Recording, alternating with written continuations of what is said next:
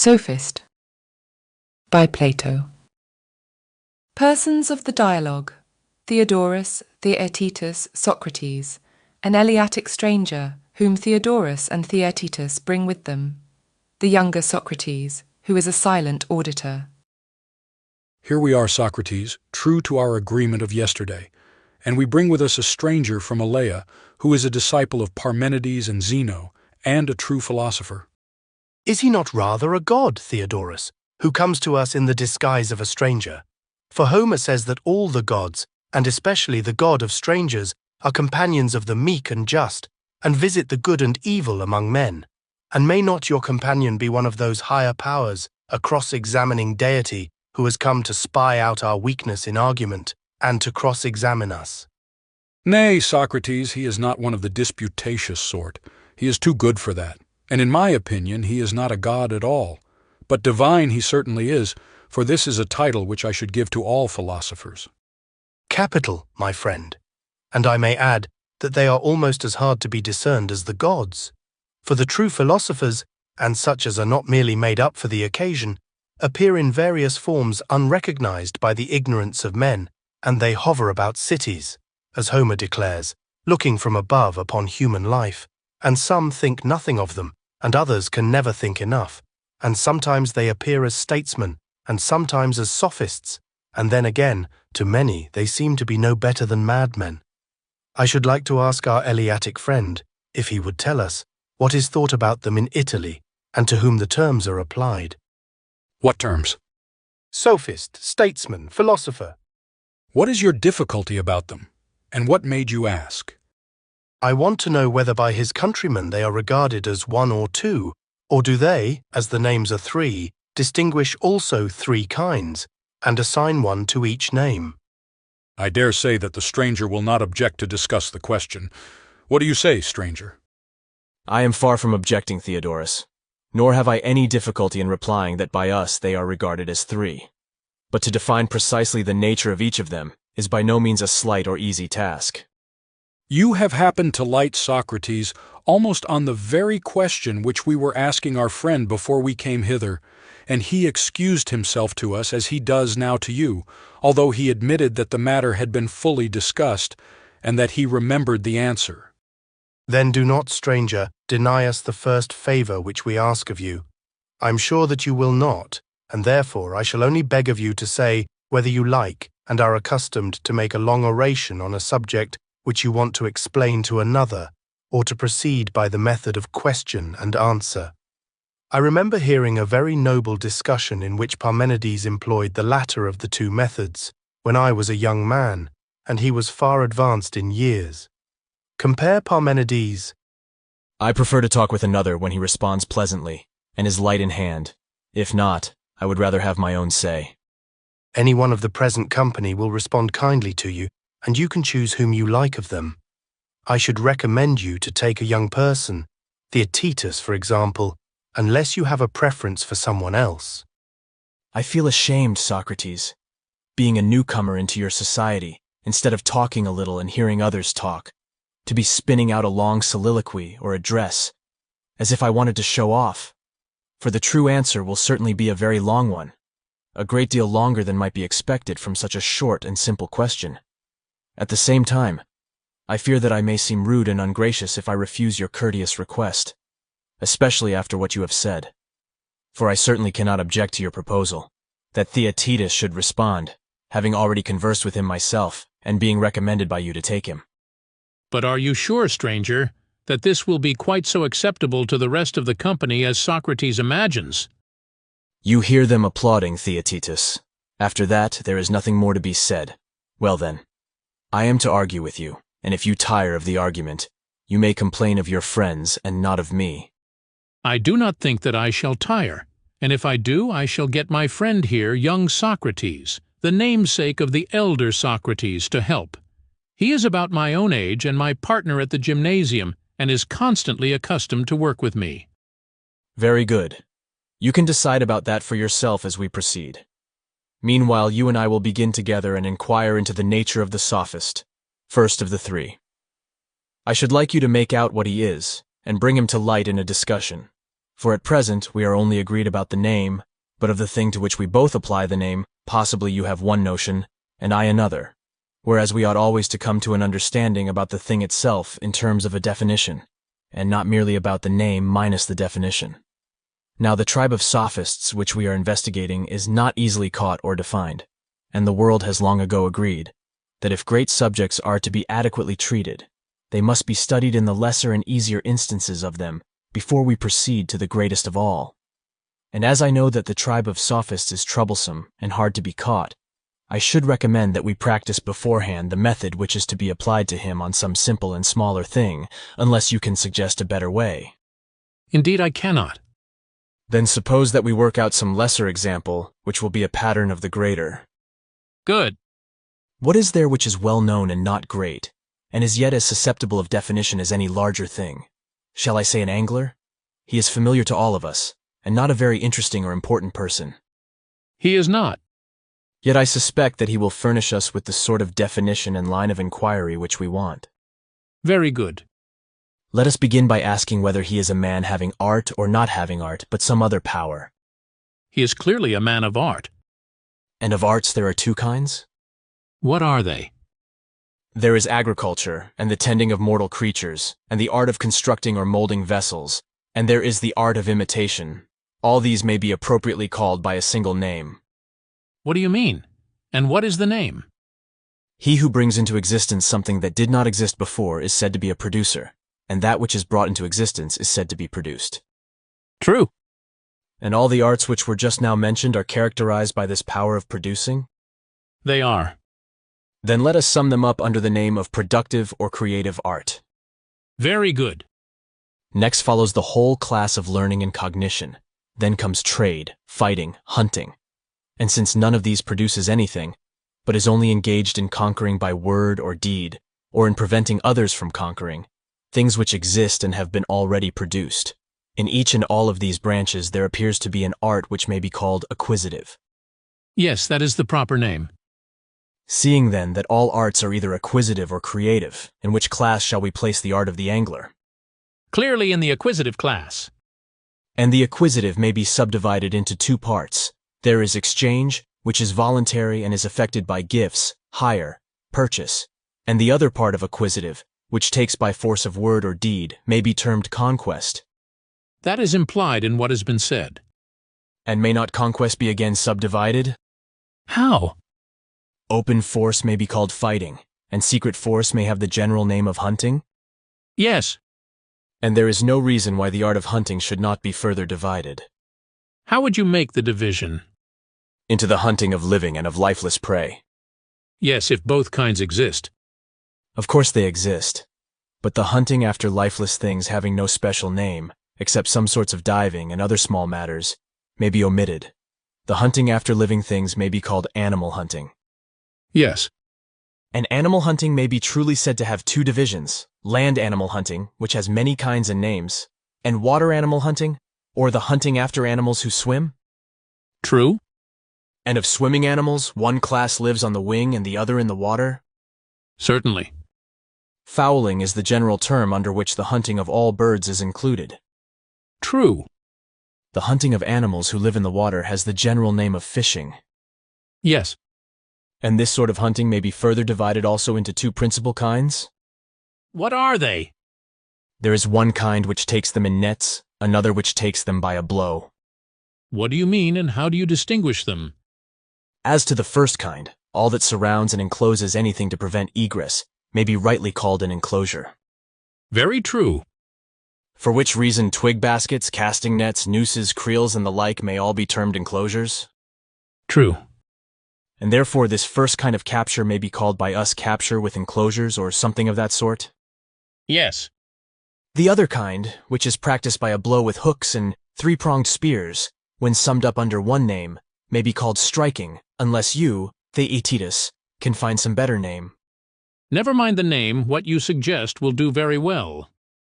There is one mode of striking, which is done at night, and by the light of a fire, and is by the hunters themselves called firing, or spearing by firelight. True. And the fishing by day is called by the general name of barbing, because the spears too are barbed at the point. Yes, that is the term. Of this barb fishing, that which strikes the fish who is below from above is called spearing, because this is the way in which the three-pronged spears are mostly used. Yes, it is often called so. Then now there is only one kind remaining. What is that? When a hook is used, and the fish is not struck in any chance part of his body, as he is with the spear, but only about the head and mouth, and is then drawn out from below upwards with reeds and rods. What is the right name of that mode of fishing? Theaetetus. I suspect that we have now discovered the object of our search. Then now you and I have come to an understanding not only about the name of the angler's art, but about the definition of the thing itself. One half of all art was acquisitive. Half of the acquisitive art was conquest or taking by force. Half of this was hunting, and half of hunting was hunting animals. Half of this was hunting water animals. Of this again, the under half was fishing. Half of fishing was striking. A part of striking was fishing with a barb, and one half of this again, being the kind which strikes with a hook and draws the fish from below upwards, is the art which we have been seeking, and which from the nature of the operation is denoted angling or drawing up, aspaleutic anaspastai. The result has been quite satisfactorily brought out. And now, following this pattern, let us endeavor to find out what a sophist is. By all means. The first question about the angler was whether he was a skilled artist or unskilled. True. And shall we call our new friend unskilled, or a thorough master of his craft? Certainly not unskilled, for his name, as indeed you imply, must surely express his nature. Then he must be supposed to have some art. What art? By heaven, they are cousins. It never occurred to us. Who are cousins? The angler and the sophist. In what way are they related? They both appear to me to be hunters. How the sophist? Of the other we have spoken. You remember our division of hunting into hunting after swimming animals and land animals? Yes. And you remember that we subdivided the swimming and left the land animals, saying that there were many kinds of them? Certainly. Thus far, then, the sophist and the angler, starting from the art of acquiring, take the same road. So it would appear. Their paths diverge when they reach the art of animal hunting, the one going to the seashore and to the rivers and to the lakes, and angling for the animals which are in them. Very true. While the other goes to land and water of another sort, rivers of wealth and broad meadowlands of generous youth, and he also is intending to take the animals which are in them. What do you mean? Of hunting on land there are two principal divisions. What are they? One is the hunting of tame, and the other of wild animals. But are tame animals ever hunted? Yes, if you include man under tame animals. But if you like, you may say that there are no tame animals, or that if there are, man is not among them. Or you may say that man is a tame animal, but is not hunted. You shall decide which of these alternatives you prefer. I should say, stranger, that man is a tame animal, and I admit that he is hunted. Then let us divide the hunting of tame animals into two parts. How shall we make the division? Let us define piracy, man-stealing, tyranny, the whole military art by one name as hunting with violence. Very good. But the art of the lawyer, of the popular orator, and the art of conversation may be called in one word, the art of persuasion. True. And of persuasion, there may be said to be two kinds. What are they? One is private and the other public. Yes, each of them forms a class. And of private hunting, one sort receives hire and the other brings gifts. I do not understand you. You seem never to have observed the manner in which lovers hunt. To what do you refer? I mean that they lavish gifts on those whom they hunt, in addition to other inducements. Most true. Let us admit this, then, to be the amatory art. Certainly. But that sort of hireling whose conversation is pleasing, and who baits his hook only with pleasure, and exacts nothing but his maintenance in return, we should all, if I am not mistaken, describe as possessing flattery, or an art of making things pleasant. Certainly. And that sort, which professes to form acquaintances only for the sake of virtue, and demands a reward in the shape of money, may be fairly called by another name? To be sure. And what is the name? Will you tell me? It is obvious enough, for I believe that we have discovered the sophist, which is, as I conceive, the proper name for the class described. Then now Theaetetus, his art may be traced as a branch of the appropriative acquisitive family, which hunts animals, living, land, tame animals, which hunts man, privately, for hire, taking money in exchange, having the semblance of education, and this is termed sophistry, and is a hunt after young men of wealth and rank. Such is the conclusion. Just so. Let us take another branch of his genealogy, for he is a professor of a great and many-sided art, and if we look back at what has preceded, we see that he presents another aspect, besides that of which we are speaking. In what respect? There were two sorts of acquisitive art, the one concerned with hunting, the other with exchange. There were. And of the art of exchange there are two divisions, the one of giving and the other of selling. Let us assume that. Next, we will suppose the art of selling to be divided into two parts. How? There is one part which is distinguished as the sale of a man's own productions, another, which is the exchange of the works of others. Certainly. And is not that part of exchange which takes place in the city, being about half of the whole, termed retailing? Yes. And that which exchanges the goods of one city for those of another by selling and buying is the exchange of the merchant. To be sure. And you are aware that this exchange of the merchant is of two kinds. It is partly concerned with food for the use of the body, and partly with the food of the soul which is bartered and received in exchange for money. What do you mean? You want to know what is the meaning of food for the soul. The other kind you surely understand. Yes. Take music in general and painting and marionette playing and many other things, which are purchased in one city and carried away and sold in another, wares of the soul which are hawked about either for the sake of instruction or amusement. May not he who takes them about and sells them be quite as truly called a merchant as he who sells meats and drinks? To be sure he may. And would you not call by the same name him who buys up knowledge and goes about from city to city exchanging his wares for money? Certainly I should. Of this merchandise of the soul, may not one part be fairly termed the art of display? And there is another part which is certainly not less ridiculous, but being a trade in learning must be called by some name germane to the matter? Certainly. The latter should have two names, one descriptive of the sale of the knowledge of virtue, and the other of the sale of other kinds of knowledge. Of course. The name of art seller corresponds well enough to the latter, but you must try and tell me the name of the other. He must be the sophist whom we are seeking. No other name can possibly be right. No other. And so this trader in virtue again turns out to be our friend the sophist, whose art may now be traced from the art of acquisition through exchange, trade, merchandise, to a merchandise of the soul, which is concerned with speech and the knowledge of virtue. Quite true. And there may be a third reappearance of him, for he may have settled down in a city, and may fabricate as well as buy these same wares, intending to live by selling them, and he would still be called a sophist? Certainly. Then that part of the acquisitive art which exchanges, and of exchange which either sells a man's own productions or retails those of others, as the case may be, and in either way sells the knowledge of virtue, you would again term sophistry. I must if I am to keep pace with the argument. Let us consider once more whether there may not be yet another aspect of sophistry. What is it? In the acquisitive, there was a subdivision of the combative or fighting art. There was. Perhaps we had better divide it. What shall be the divisions? There shall be one division of the competitive, and another of the pugnacious. Very good.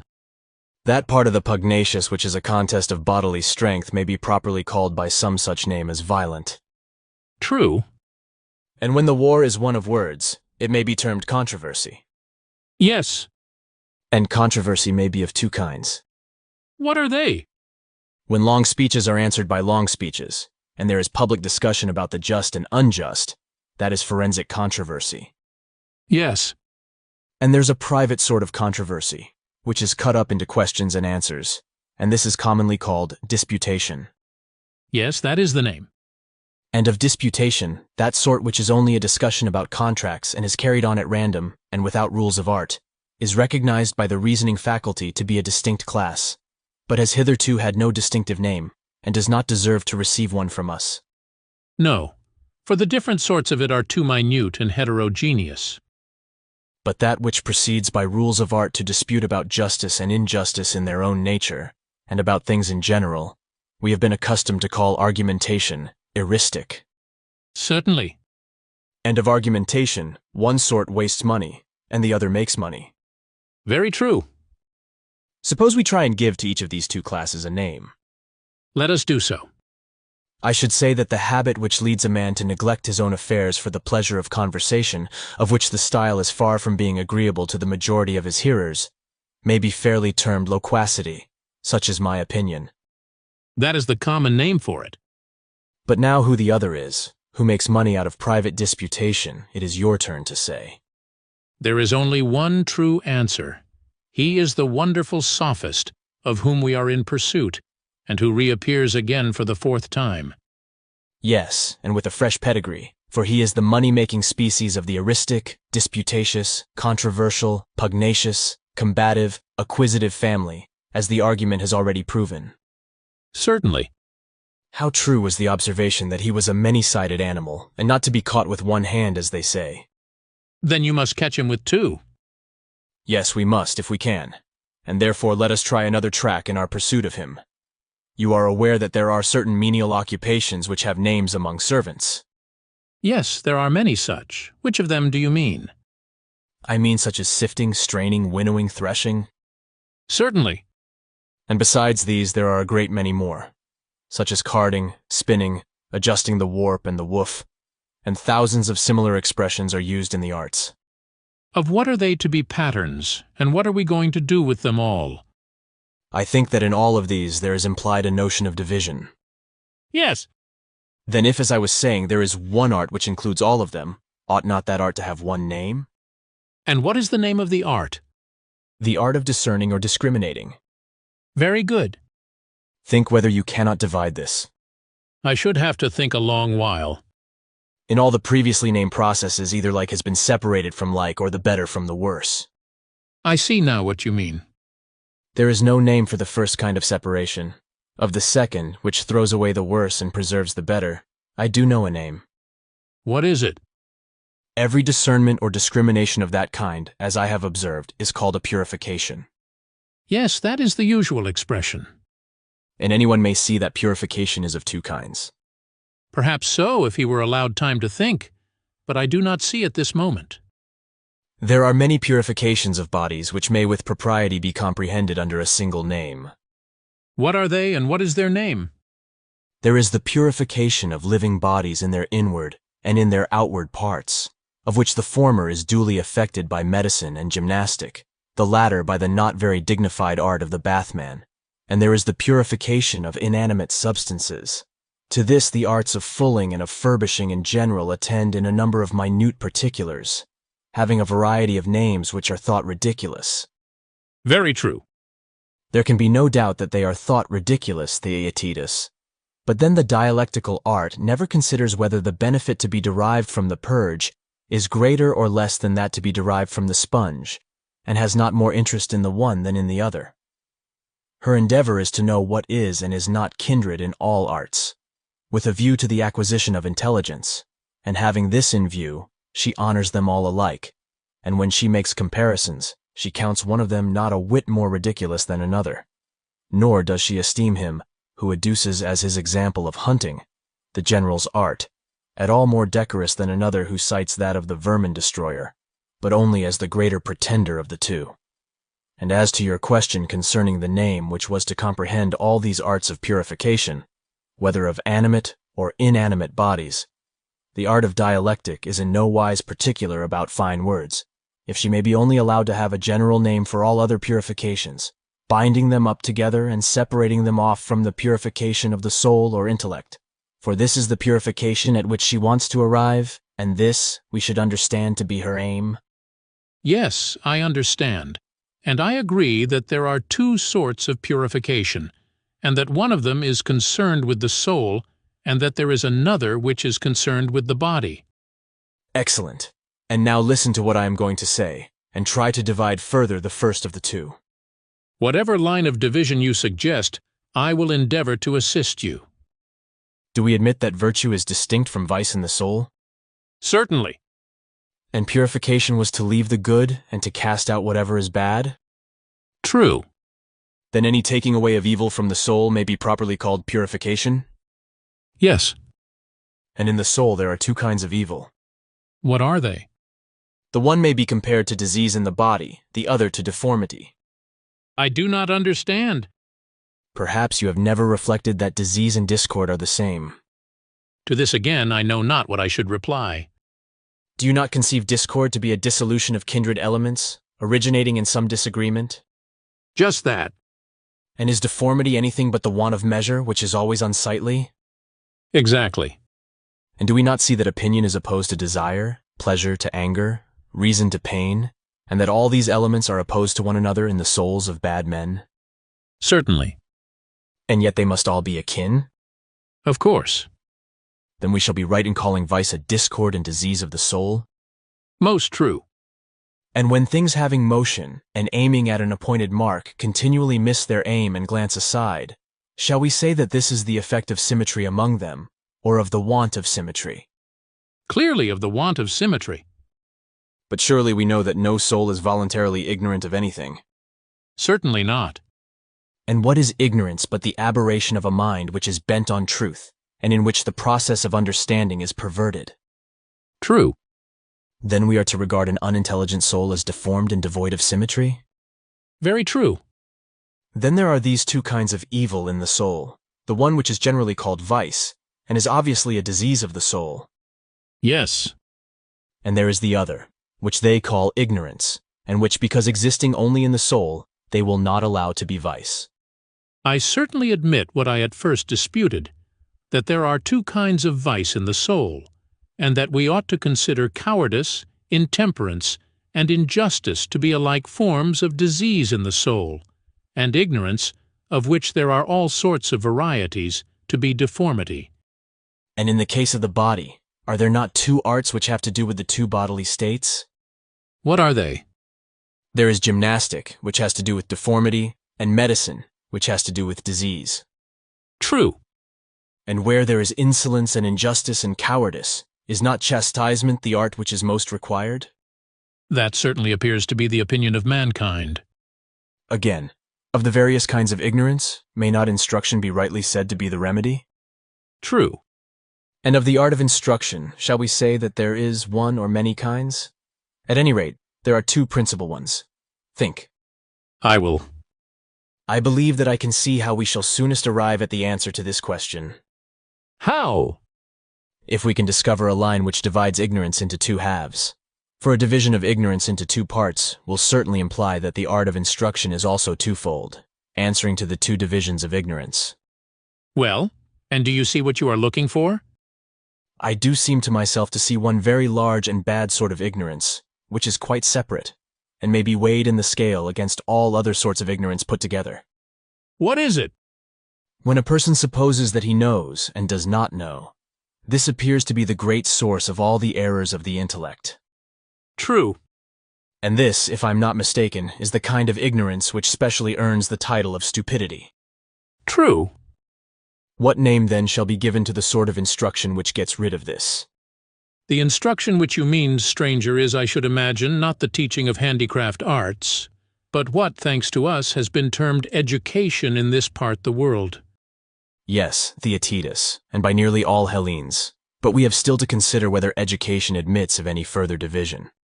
We have. I think that there is a point at which such a division is possible. Where? Of education, one method appears to be rougher, and another smoother. How are we to distinguish the two? There is the time-honored mode which our fathers commonly practice towards their sons, and which is still adopted by many, either of roughly reproving their errors or of gently advising them, which varieties may be correctly included under the general term of admonition. True. But whereas some appear to have arrived at the conclusion that all ignorance is involuntary, and that no one who thinks himself wise is willing to learn any of those things in which he is conscious of his own cleverness, and that the admonitory sort of instruction gives much trouble and does little good. There they are quite right. Accordingly, they set to work to eradicate the spirit of conceit in another way. In what way? They cross-examine a man's words, when he thinks that he is saying something and is really saying nothing, and easily convict him of inconsistencies in his opinions. These they then collect by the dialectical process, and placing them side by side, show that they contradict one another about the same things, in relation to the same things, and in the same respect. He, seeing this, is angry with himself, and grows gentle towards others, and thus is entirely delivered from great prejudices and harsh notions, in a way which is most amusing to the hearer, and produces the most lasting good effect on the person who is the subject of the operation.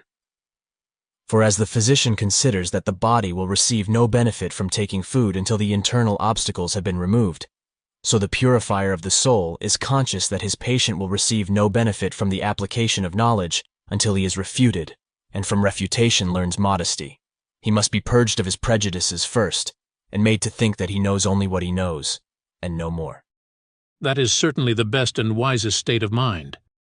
For all these reasons, Theaetetus, we must admit that refutation is the greatest and chiefest of purifications, and he who has not been refuted, though he be the great king himself, is in an awful state of impurity. He is uninstructed and deformed in those things in which he who would be truly blessed ought to be fairest and purest. Very true. And who are the ministers of this art? I'm afraid to say the Sophists. Why? Lest we should assign to them too high a prerogative. Yet the Sophist has a certain likeness to our minister of purification. Yes, the same sort of likeness which a wolf, who is the fiercest of animals, has to a dog, who is the gentlest. But he who would not be found tripping ought to be very careful in this matter of comparisons, for they are most slippery things. Nevertheless, let us assume that the Sophists are the men. I say this provisionally, for I think that the line which divides them will be marked enough if proper care is taken. Likely enough. Let us grant, then, that from the discerning art comes purification, and from purification, let there be separated off a part which is concerned with the soul. Of this mental purification instruction is a portion, and of instruction education, and of education, that refutation of vain conceit which has been discovered in the present argument. And let this be called by you and me the nobly descended art of sophistry. Very well. And yet, considering the number of forms in which he has presented himself, I begin to doubt how I can, with any truth or confidence, describe the real nature of the Sophist. You naturally feel perplexed, and yet I think that he must be still more perplexed in his attempt to escape us. For as the proverb says, when every way is blocked, there is no escape. Now then is the time of all others to set upon him. True. First let us wait a moment and recover breath, and while we are resting, we may reckon up in how many forms he has appeared. In the first place, he was discovered to be a paid hunter after wealth and youth. Yes. In the second place, he was a merchant in the goods of the soul. Certainly. In the third place, he has turned out to be a retailer of the same sort of wares. Yes, and in the fourth place, he himself manufactured the learned wares which he sold. Quite right. I will try and remember the fifth myself. He belonged to the fighting class, and was further distinguished as a hero of debate, who professed the eristic art. True. The sixth point was doubtful, and yet we at last agreed that he was a purger of souls, who cleared away notions obstructive to knowledge. Very true. Do you not see that when the professor of any art has one name and many kinds of knowledge, there must be something wrong? The multiplicity of names which is applied to him shows that the common principle to which all these branches of knowledge are tending is not understood. I should imagine this to be the case. At any rate, we will understand him, and no indolence shall prevent us. Let us begin again, then, and re-examine some of our statements concerning the Sophist. There was one thing which appeared to me especially characteristic of him. To what are you referring? We were saying of him, if I am not mistaken, that he was a disputer. We were. And does he not also teach others the art of disputation? Certainly he does. And about what does he profess that he teaches men to dispute? To begin at the beginning, does he make them able to dispute about divine things, which are invisible to men in general? At any rate, he is said to do so. And what do you say of the visible things in heaven and earth and the like? Certainly he disputes and teaches to dispute about them. Then again, in private conversation, when any universal assertion is made about generation and essence, we know that such persons are tremendous argufiers and are able to impart their own skill to others. Undoubtedly. And do they not profess to make men able to dispute about law and about politics in general? Why, no one would have anything to say to them if they did not make these professions. In all and every art, what the craftsman ought to say in answer to any question is written down in a popular form, and he who likes may learn. I suppose that you are referring to the precepts of Protagoras about wrestling and the other arts. Yes, my friend, and about a good many other things. In a word, is not the art of disputation a power of disputing about all things? Certainly, there does not seem to be much which is left out. But oh, my dear youth, do you suppose this possible? For perhaps your young eyes may see things which to our duller sight do not appear. To what are you alluding? I do not think that I understand your present question. I ask whether anybody can understand all things. Happy would mankind be if such a thing were possible. But how can anyone who is ignorant dispute in a rational manner against him who knows? He cannot. Then why has the sophistical art such a mysterious power? To what do you refer? How do the Sophists make young men believe in their supreme and universal wisdom? For if they neither disputed, nor were thought to dispute rightly, or being thought to do so, were deemed no wiser for their controversial skill, then, to quote your own observation, no one would give them money or be willing to learn their art. They certainly would not. But they are willing. Yes, they are. Yes, and the reason, as I should imagine, is that they are supposed to have knowledge of those things about which they dispute. Certainly.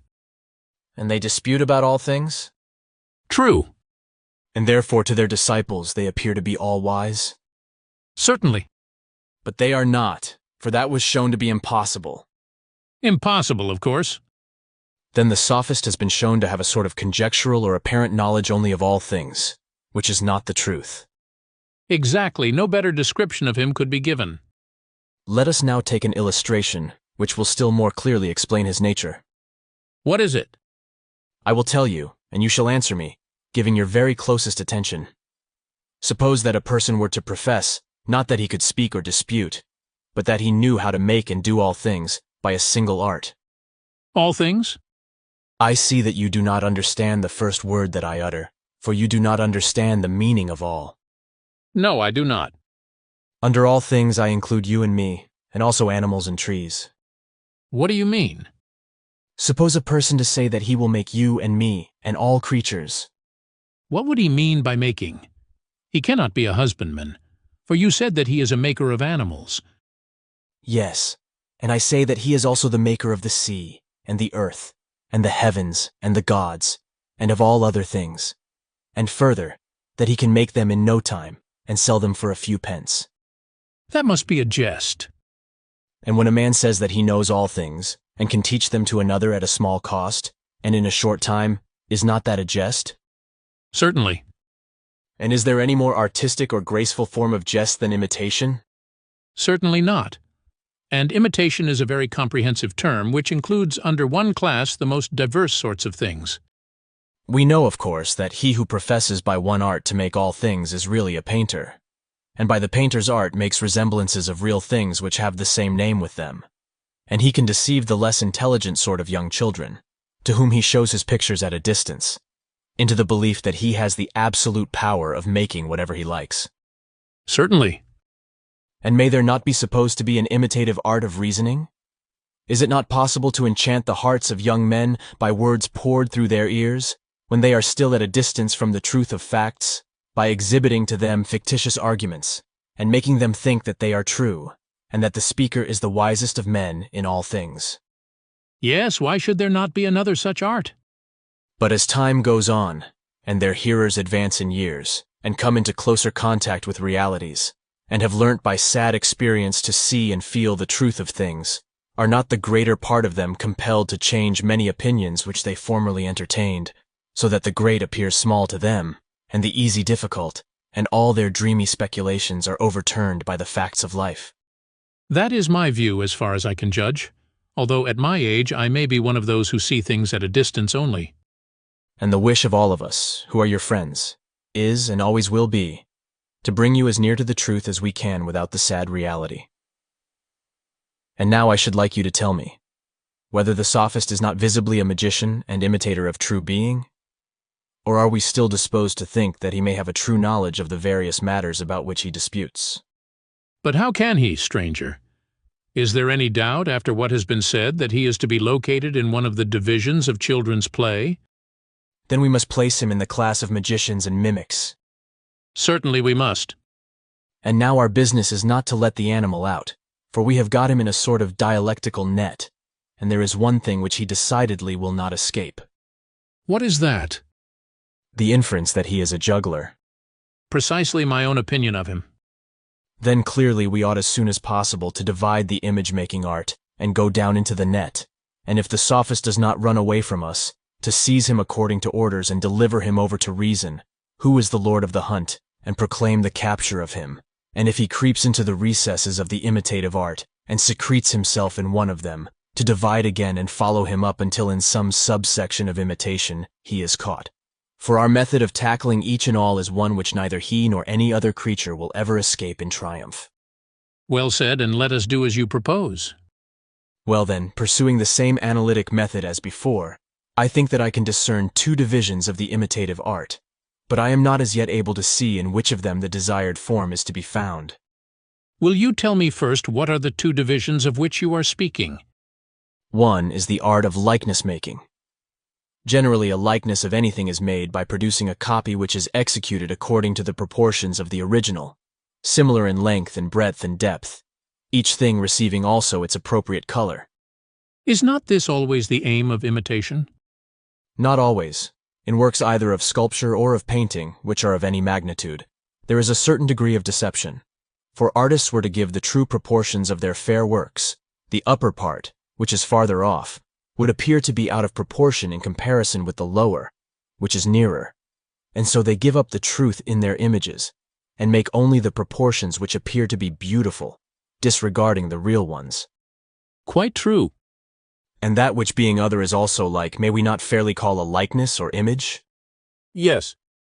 And may we not, as I did just now, call that part of the imitative art which is concerned with making such images the art of likeness-making? Let that be the name. And what shall we call those resemblances of the beautiful, which appear such, owing to the unfavorable position of the spectator?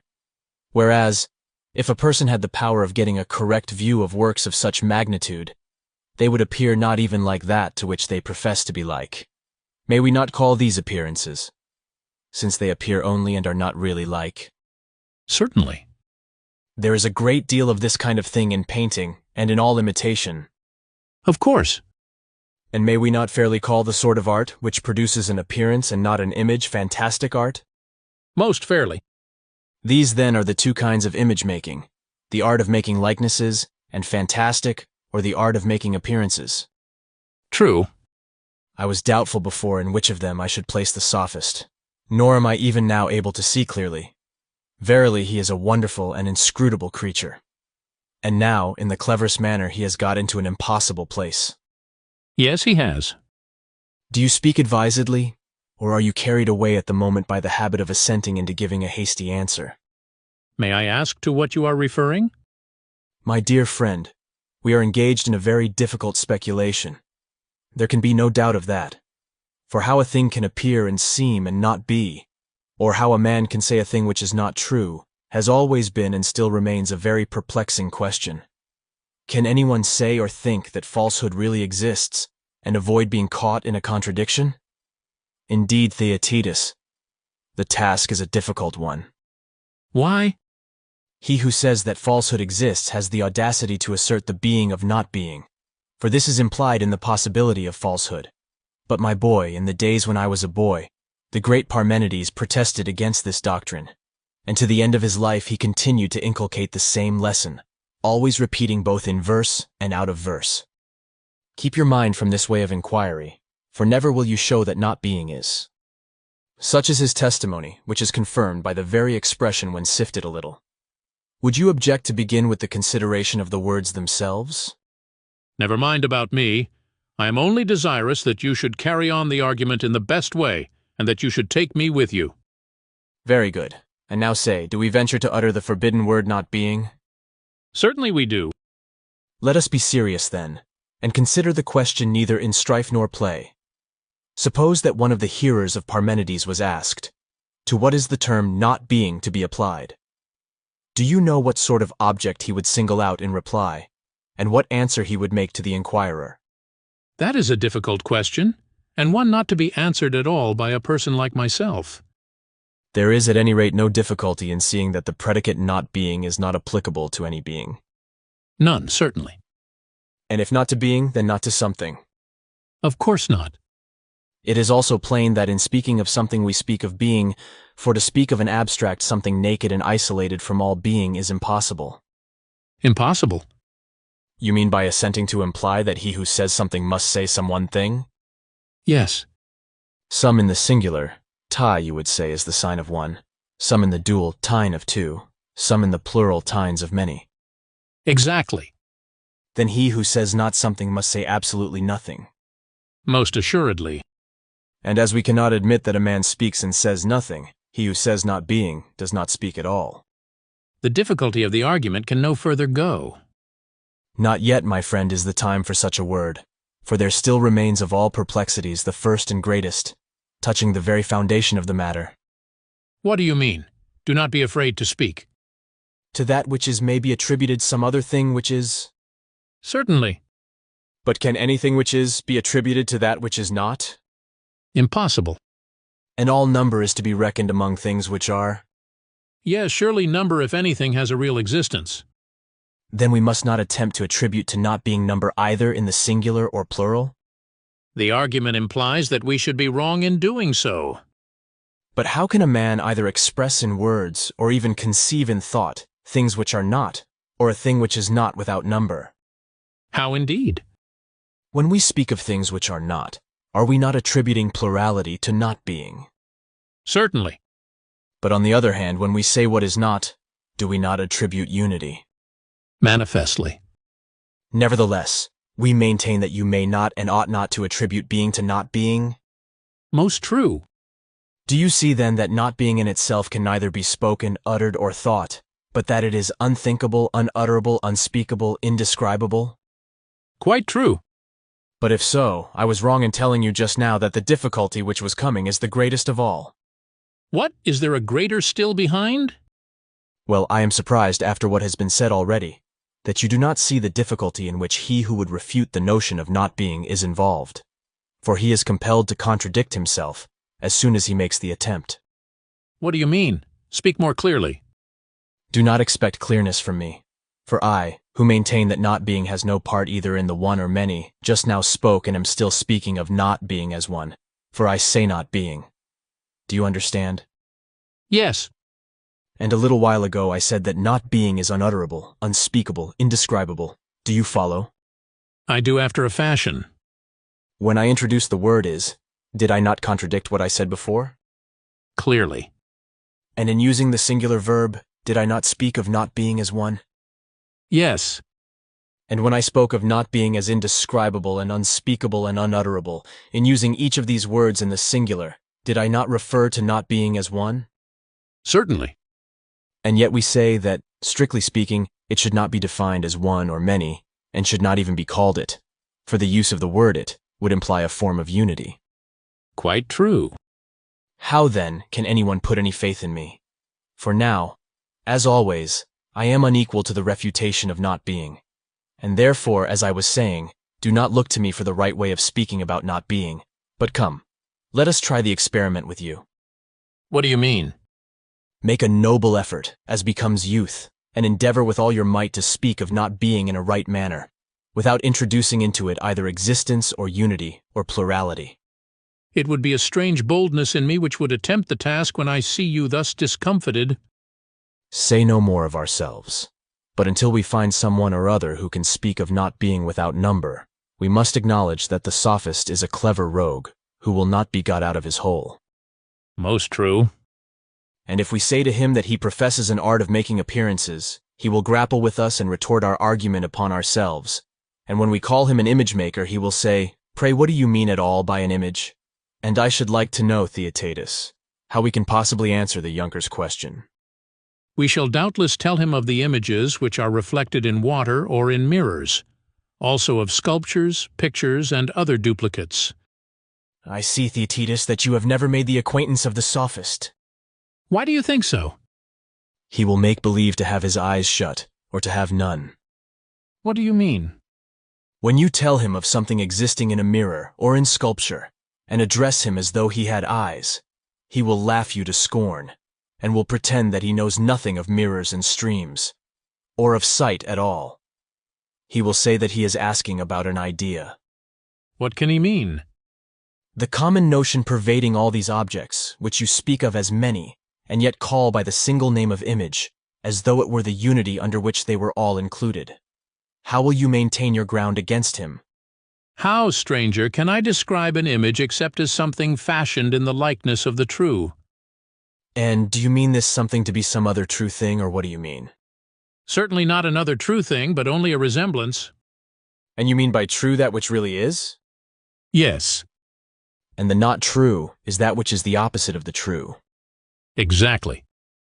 A resemblance, then, is not really real if, as you say, not true. Nay, but it is in a certain sense. You mean to say not in a true sense? Yes, it is in reality only an image. Then what we call an image is in reality really unreal. In what a strange complication of being and not being we are involved. Strange. I should think so.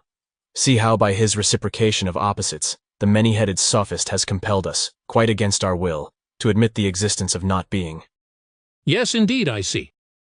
The difficulty is how to define his art without falling into a contradiction. How do you mean? And where does the danger lie?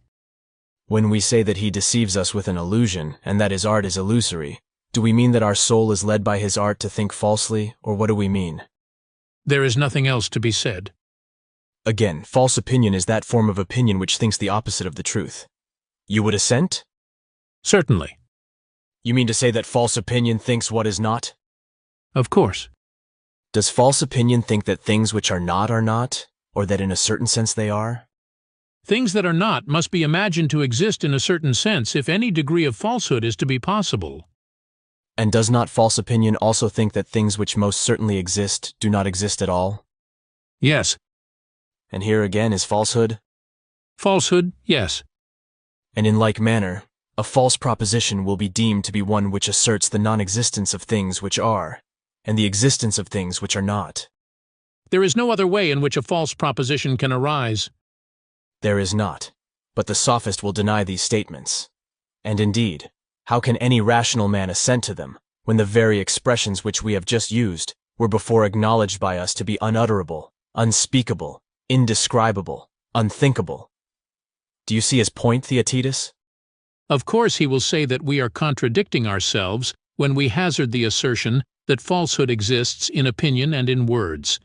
For in maintaining this, we are compelled over and over again to assert being of not being, which we admitted just now to be an utter impossibility.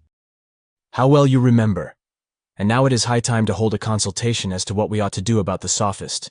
For if we persist in looking for him in the class of false workers and magicians, you see that the handles for objection and the difficulties which will arise are very numerous and obvious. They are indeed. We have gone through but a very small portion of them, and they are really infinite.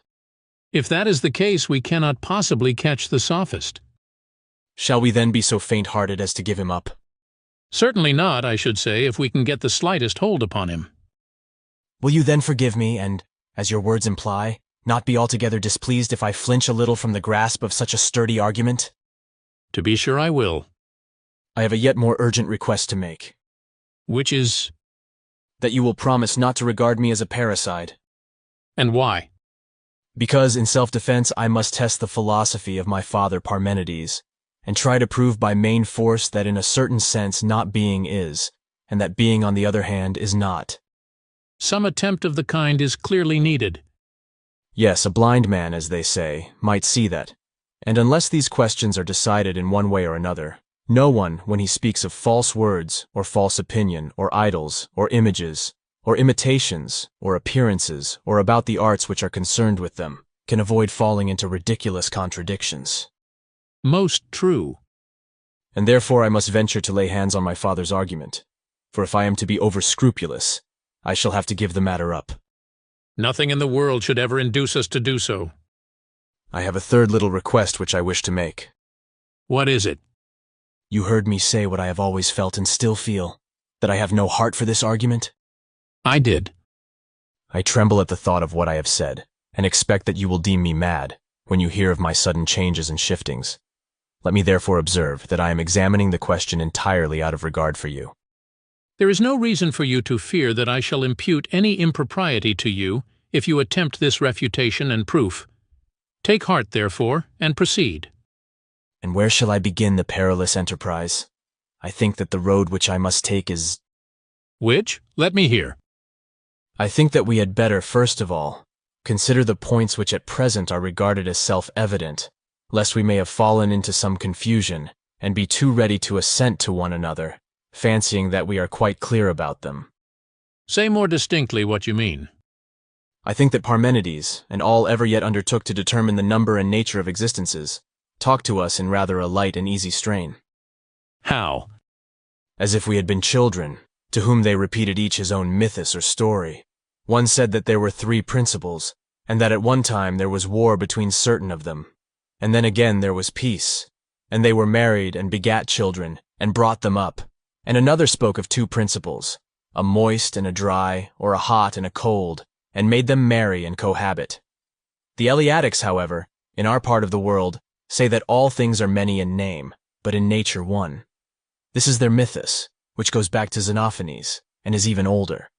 Then there are Ionian, and in more recent times Sicilian muses, who have arrived at the conclusion that to unite the 2 principles is safer, and to say that being is one and many, and that these are held together by enmity and friendship, ever parting, ever meeting, as the severer muses assert, while the gentler ones do not insist on the perpetual strife and peace, but admit a relaxation and alternation of them. Peace and unity sometimes prevailing under the sway of Aphrodite, and then again plurality and war, by reason of a principle of strife. Whether any of them spoke the truth in all this is hard to determine. Besides, antiquity and famous men should have reverence, and not be liable to accusations so serious. Yet one thing may be said of them without offense. What thing? That they went on their several ways, disdaining to notice people like ourselves. They did not care whether they took us with them, or left us behind them. How do you mean? I mean to say that when they talk of 1, 2, or more elements, which are or have become or are becoming, or again of heat mingling with cold, assuming in some other part of their work separations and mixtures, tell me, Theocritus, do you understand what they mean by these expressions? When I was a younger man, I used to fancy that I understood quite well what was meant by the term not being, which is our present subject of dispute, and now you see in what a fix we are about it. I see. And very likely we have been getting into the same perplexity about being, and yet may fancy that when anybody utters the word, we understand him quite easily, although we do not know about not being. But we may be equally ignorant of both. I dare say. And the same may be said of all the terms just mentioned. True. The consideration of most of them may be deferred, but we had better now discuss the chief captain and leader of them. Of what are you speaking? You clearly think that we must first investigate what people mean by the word being.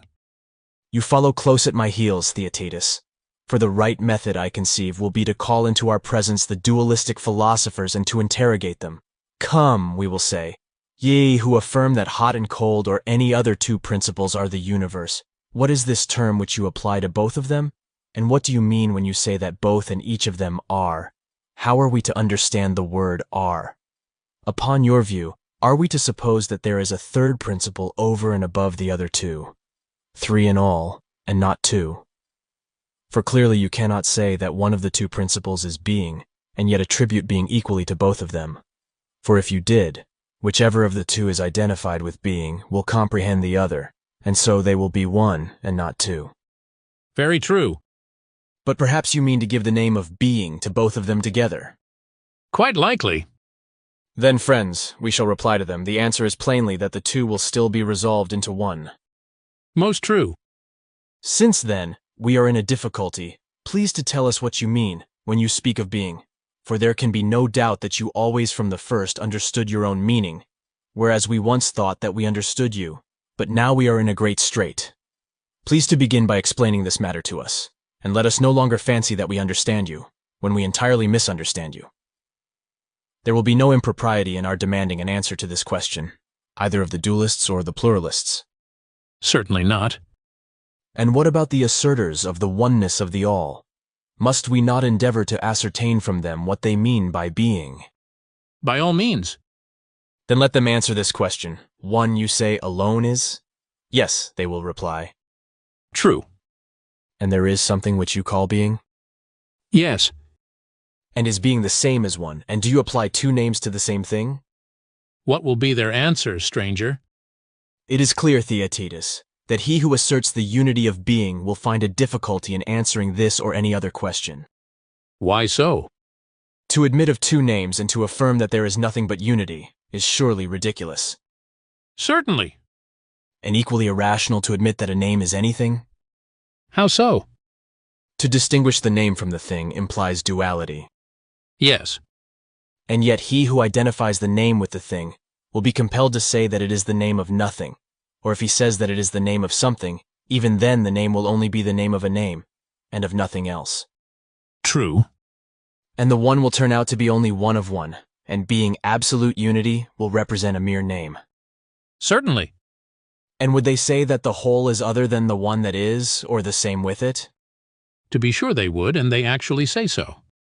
If being is a whole, as Parmenides sings, every way like unto the fullness of a well-rounded sphere, evenly balanced from the center on every side, and must needs be neither greater nor less in any way, neither on this side nor on that, then being has a center and extremes, and having these must also have parts. True. Yet that which has parts may have the attribute of unity in all the parts, and in this way being all and a whole may be one. Certainly. But that of which this is the condition cannot be absolute unity? Why not? Because according to right reason, that which is truly one must be affirmed to be absolutely indivisible. Certainly. But this indivisible, if made up of many parts, will contradict reason. I understand. Shall we say that being is one and a whole because it has the attribute of unity? Or shall we say that being is not a whole at all? That is a hard alternative to offer. Most true. For being having in a certain sense the attribute of one is yet proved not to be the same as one, and the all is therefore more than one. Yes. And yet if being be not a whole, through having the attribute of unity, and there be such a thing as an absolute whole, being lacks something of its own nature? Certainly.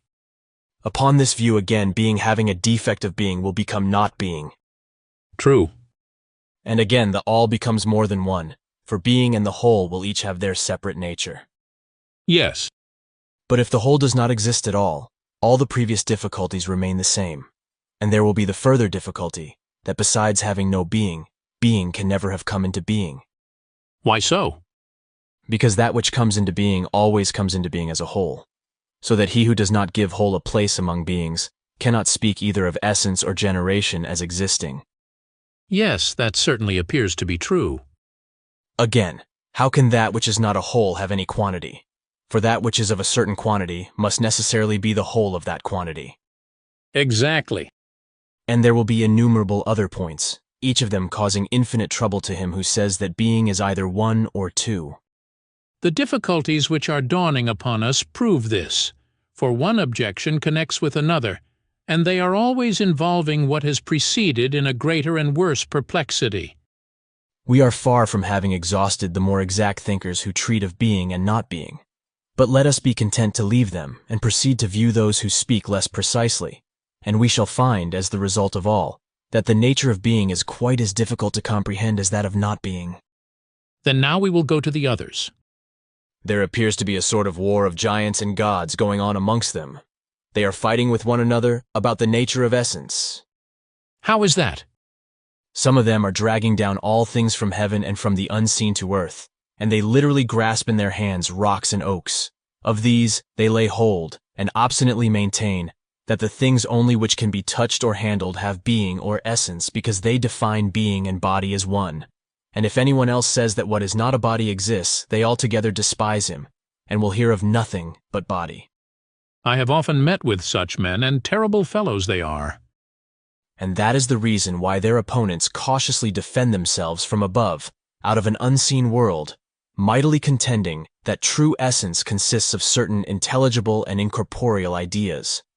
The bodies of the materialists, which by them are maintained to be the very truth, they break up into little bits by their arguments, and affirm them to be not essence, but generation and motion. Between the two armies, Theaetetus, there is always an endless conflict raging concerning these matters. True. Let us ask each party in turn to give an account of that which they call essence. How shall we get it out of them? With those who make being to consist in ideas, there will be less difficulty, for they are civil people enough. But there will be very great difficulty, or rather an absolute impossibility, in getting an opinion out of those who drag everything down to matter. Shall I tell you what we must do? What? Let us, if we can, really improve them. But if this is not possible, let us imagine them to be better than they are, and more willing to answer in accordance with the rules of argument, and then their opinion will be more worth having, for that which better men acknowledge has more weight than that which is acknowledged by inferior men. Moreover, we are no respecters of persons, but seekers after truth. Very good. Then now, on the supposition that they are improved, let us ask them to state their views, and do you interpret them? Agreed. Let them say whether they would admit that there is such a thing as a mortal animal. Of course they would. And do they not acknowledge this to be a body having a soul? Certainly they do. Meaning to say that the soul is something which exists? True. And do they not say that one soul is just, and another unjust, and that one soul is wise, and another foolish? Certainly. And that the just and wise soul becomes just and wise by the possession of justice and wisdom, and the opposite under opposite circumstances? Yes, they do. But surely that which may be present or may be absent will be admitted by them to exist. Certainly. And allowing that justice, wisdom, the other virtues, and their opposites exist, as well as a soul in which they inhere, do they affirm any of them to be visible and tangible, or are they all invisible? They would say that hardly any of them are visible. And would they say that they are corporeal? They would distinguish. The soul would be said by them to have a body. But as to the other qualities of justice, wisdom, and the like, about which you asked, they would not venture either to deny their existence or to maintain that they were all corporeal. Verily, Theaetetus, I perceive a great improvement in them. The real aborigines, children of the dragon's teeth, would have been deterred by no shame at all, but would have obstinately asserted that nothing is which they are not able to squeeze in their hands. That is pretty much their notion. Let us push the question, for if they will admit that any, even the smallest particle of being, is incorporeal, it is enough. They must then say what that nature is, which is common to both the corporeal and incorporeal, and which they have in their mind's eye when they say of both of them that they're. Perhaps they may be in a difficulty, and if this is the case, there is a possibility that they may accept a notion of ours respecting the nature of being, having nothing of their own to offer. What is the notion? Tell me, and we shall soon see. My notion would be that anything which possesses any sort of power to affect another, or to be affected by another, if only for a single moment, however trifling the cause and however slight the effect, has real existence, and I hold that the definition of being is simply power. They accept your suggestion, having nothing better of their own to offer. Very good. Perhaps we, as well as they, may one day change our minds. But for the present, this may be regarded as the understanding which is established with them. Agreed. Let us now go to the friends of ideas. Of their opinions, too, you shall be the interpreter. I will. To them we say, you would distinguish essence from generation? Yes, they reply. And you would allow that we participate in generation with the body and through perception, but we participate with the soul through thought in true essence, and essence you would affirm to be always the same and immutable, whereas generation or becoming varies. Yes, that is what we should affirm. Well, fair sirs, we say to them, what is this participation, which you assert of both? Do you agree with our recent definition? What definition? We said that being was an active or passive energy, arising out of a certain power which proceeds from elements meeting with one another. Perhaps your ears, Theaetetus, may fail to catch their answer, which I recognize because I have been accustomed to hear it. And what is their answer? They deny the truth of what we were just now saying to the Aborigines about existence. What was that? Any power of doing or suffering in a degree however slight was held by us to be a sufficient definition of being. True. They deny this, and say that the power of doing or suffering is confined to becoming, and that neither power is applicable to being. And is there not some truth in what they say?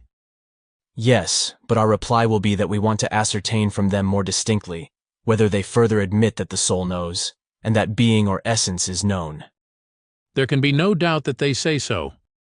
And is knowing and being known doing or suffering, or both? Or is the one doing and the other suffering? Or has neither any share in either? Clearly, neither has any share in either, for if they say anything else, they will contradict themselves. I understand, but they will allow that, if to know is active, then of course to be known is passive. And on this view being, in so far as it is known, is acted upon by knowledge, and is therefore in motion, for that which is in a state of rest cannot be acted upon, as we affirm. True.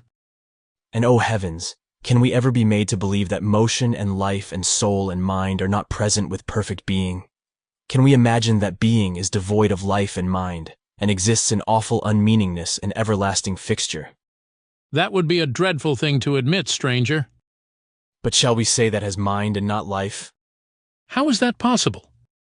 Or shall we say that both inhere in perfect being, but that it has no soul which contains them? And in what other way can it contain them?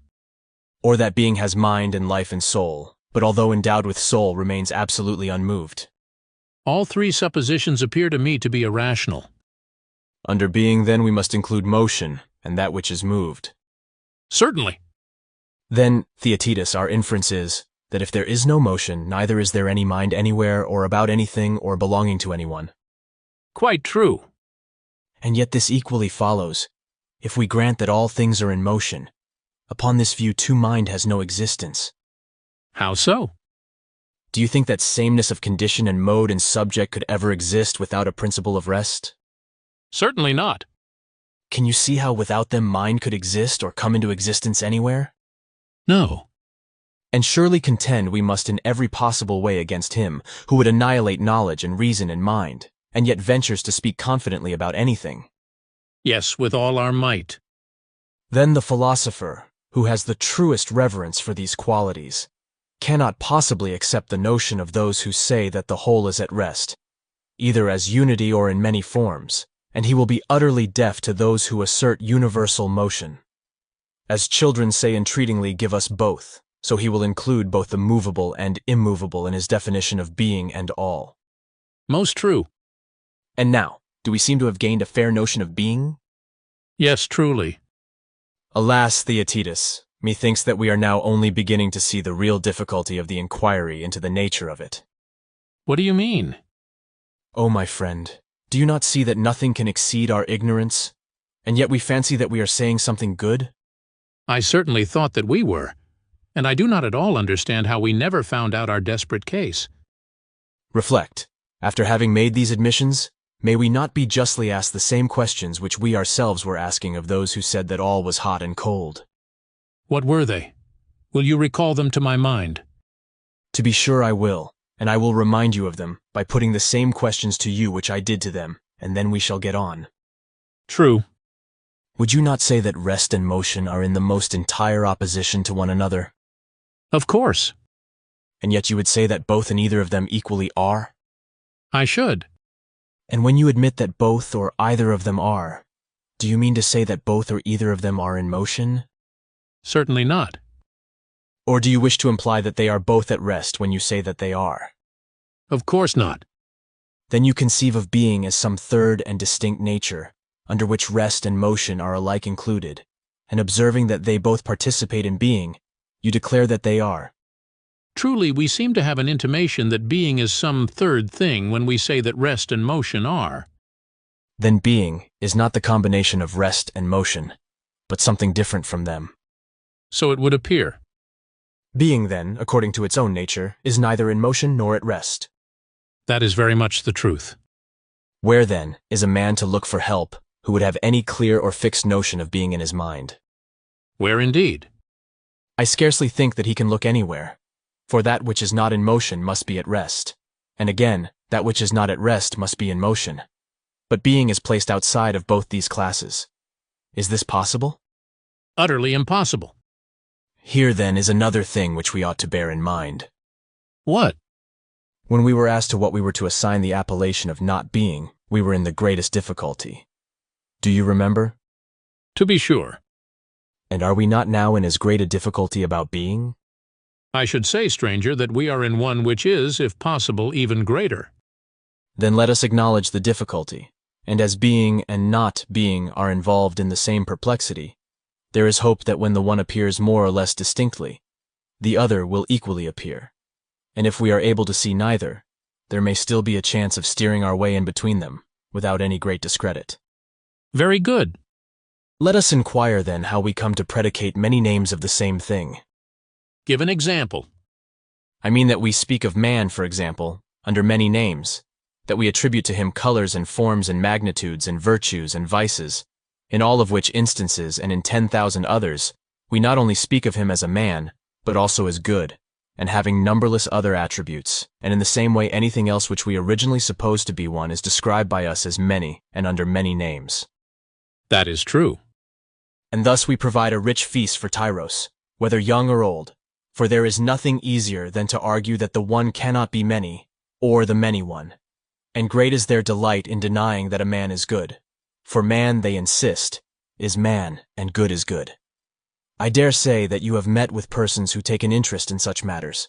They are often elderly men, whose meager sense is thrown into amazement by these discoveries of theirs, which they believe to be the height of wisdom. Certainly I have.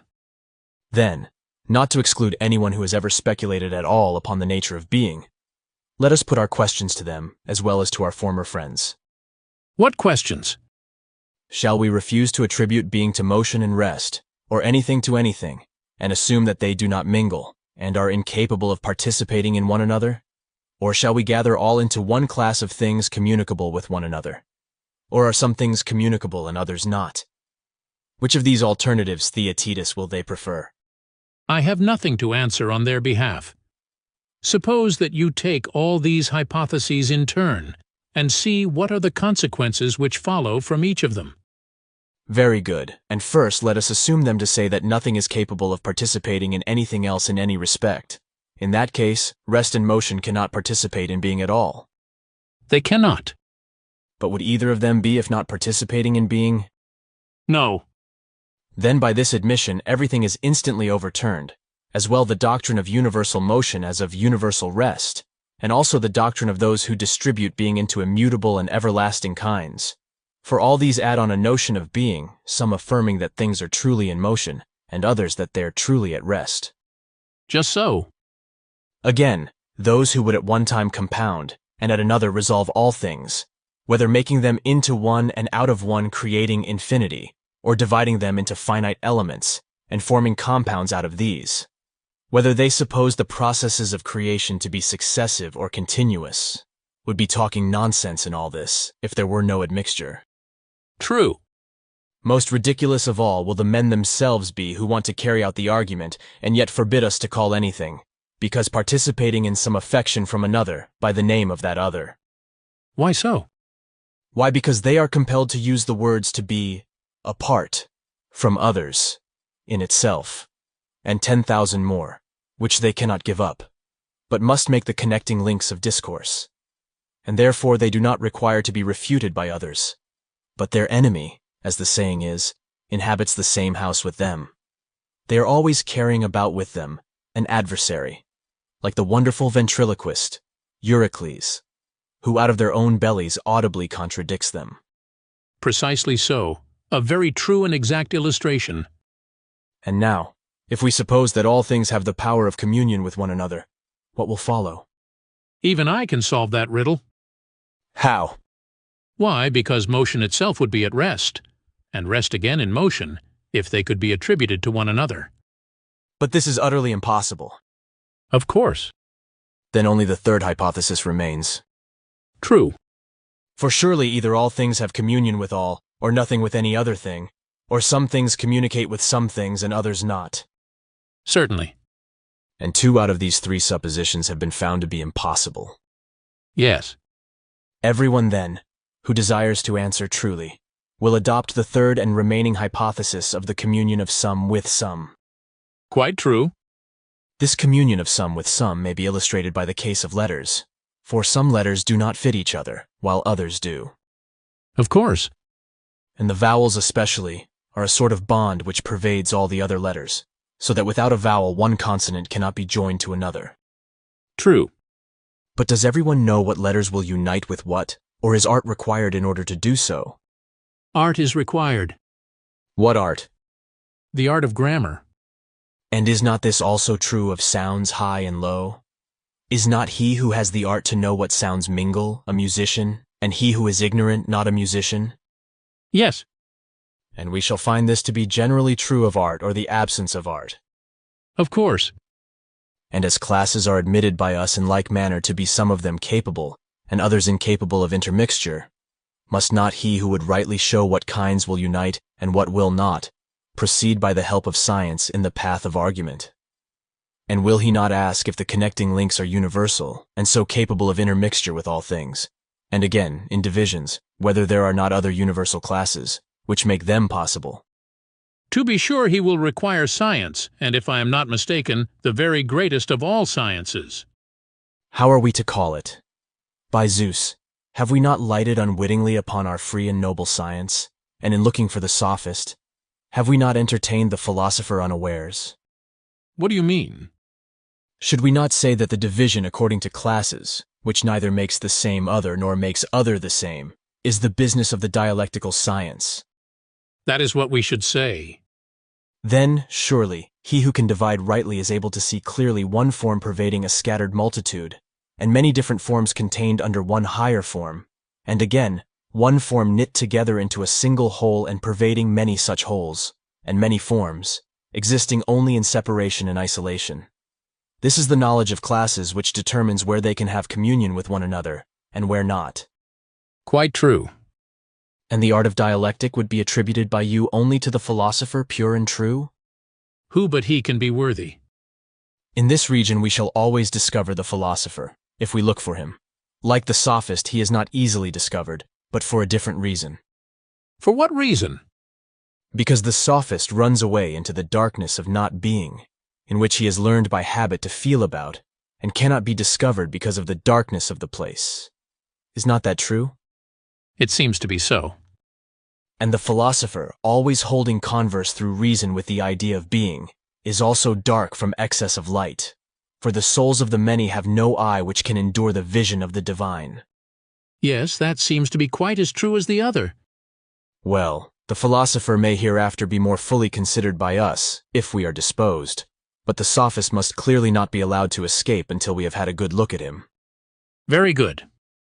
Since then, we are agreed that some classes have a communion with one another, and others not, and some have communion with a few and others with many, and that there is no reason why some should not have universal communion with all. Let us now pursue the inquiry, as the argument suggests, not in relation to all ideas, lest the multitude of them should confuse us, but let us select a few of those which are reckoned to be the principal ones, and consider their several natures and their capacity of communion with one another, in order that if we are not able to apprehend with perfect clearness the notions of being and not being, we may at least not fall short in the consideration of them, so far as they come within the scope of the present inquiry, if peradventure we may be allowed to assert the reality of not being, and yet escape unscathed. We must do so. The most important of all the genera are those which we were just now mentioning, being and rest and motion. Yes, by far. And 2 of these are, as we affirm, incapable of communion with one another. Quite incapable. Whereas being surely has communion with both of them, for both of them are. Of course. That makes up 3 of them. To be sure. And each of them is other than the remaining 2, but the same with itself. True. But then, what is the meaning of these 2 words, same and other? Are they 2 new kinds other than the 3, and yet always of necessity intermingling with them? And are we to have 5 kinds instead of 3? Or when we speak of the same and other, are we unconsciously speaking of one of the 3 first kinds? Very likely we are. But surely motion and rest are neither the other nor the same. How is that? Whatever we attribute to motion and rest in common cannot be either of them. Why not? Because motion would be at rest and rest in motion, for either of them, being predicated of both, will compel the other to change into the opposite of its own nature, because partaking of its opposite. Quite true. Yet they surely both partake of the same and of the other. Yes. Then we must not assert that motion, any more than rest, is either the same or the other. No, we must not. But are we to conceive that being and the same are identical? Possibly. But if they are identical, then again in saying that motion and rest have being, we should also be saying that they are the same. Which surely cannot be. Then being and the same cannot be one. Scarcely. Then we may suppose the same to be a fourth class, which is now to be added to the three others. Quite true. And shall we call the other a fifth class? Or should we consider being and other to be two names of the same class? Very likely. But you would agree, if I am not mistaken, that existences are relative as well as absolute? Certainly. And the other is always relative to other? True. But this would not be the case unless being and the other entirely differed. For if the other, like being, were absolute as well as relative, then there would have been a kind of other which was not other than other. And now we find that what is other must of necessity be what it is in relation to some other. That is the true state of the case. Then we must admit the other as the fifth of our selected classes. Yes. And the fifth class pervades all classes, for they all differ from one another, not by reason of their own nature, but because they partake of the idea of the other. Quite true. Then let us now put the case with reference to each of the five. How? First there is motion, which we affirm to be absolutely other than rest. What else can we say? It is so. And therefore is not rest. Certainly not. And yet is, because partaking of being. True. Again, motion is other than the same? Just so. And is therefore not the same. It is not. Yet surely motion is the same, because all things partake of the same. Very true. Then we must admit, and not object to say, that motion is the same and is not the same, for we do not apply the terms as same, and not the same, in the same sense, but we call it the same, in relation to itself, because partaking of the same, and not the same, because having communion with the other, it is thereby severed from the same, and has become not that but other, and is therefore rightly spoken of as not the same. To be sure. And if absolute motion in any point of view partook of rest, there would be no absurdity in calling motion stationary. Quite right. That is on the supposition that some classes mingle with one another and others not. That such a communion of kinds is according to nature, we had already proved before we arrived at this part of our discussion. Certainly. Let us proceed then. May we not say that motion is other than the other, having been also proved by us to be other than the same and other than rest? That is certain.